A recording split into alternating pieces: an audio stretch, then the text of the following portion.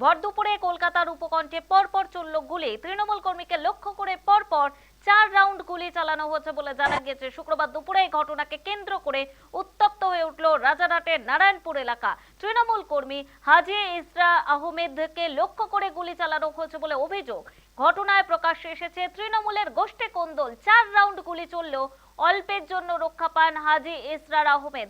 শুটআউটের খবর পেয়ে ঘটনাস্থলে পৌঁছয় রাজারহাট থানার পুলিশ। এলাকাবাসীকে আশ্বস্ত করে তদন্তে নেমেছে পুলিশ। যেখানে গুলি চলেছে সেই জায়গাটি ঘিরে রাখা হয়েছে। স্থানীয় সূত্রে জানা গেছে, সমস্যার সূত্রপাত দিন কয়েক আগে ঈদের নিমন্ত্রণ নিয়ে অশান্তির বাতাবরণ তৈরি হয়েছিল নারায়ণপুর এলাকায়। সেখানকার বাসিন্দা শেখ আজাদ ঈদ উপলক্ষে প্রাক্তন বিধায়ক সব্যসাচী দত্তকে আমন্ত্রণ জানিয়েছিলেন। এলাকাবাসীর দাবি তা মোটেই পছন্দ হয়নি রাজারহাট নিউ টাউনের বিধায়ক তাপস চট্টোপাধ্যায়ের।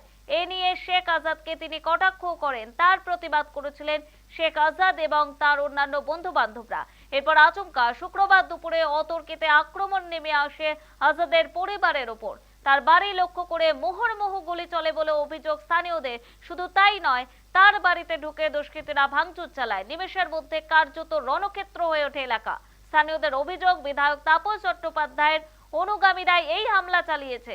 এক তৃণমূল কর্মীকে টার্গেট করে গুলি চালানো হয়, তবে গুলি লক্ষ্যভ্রষ্ট হওয়ায় বরাত জোরে তিনি বেঁচে যান, এমনই দাবি শেখ আজাদের সঙ্গীদের। খবর পেয়ে পুলিশ ঘটনাস্থলে পৌঁছে পরিস্থিতি সামাল দেওয়ার পাশাপাশি সিসিটিভি ফুটেজ সংগ্রহ করেছে। তাতে স্পষ্ট দুষ্কৃতীরা গুলি চালিয়ে চম্পট দিয়েছে। তাদের পাল্টা ধাওয়া করে এলাকারই কয়েকজন। কে বা কারাই হামলা চালালো, সিসিটিভি ফুটেজ খতিয়ে দেখে তাদের চিহ্নিত করে নাগালে আনতে মরিয়া তদন্তকারীরা। কলকাতার উপকণ্ঠে রাজারহাটে এমন ঘটনায় আতঙ্কের পরিবেশ।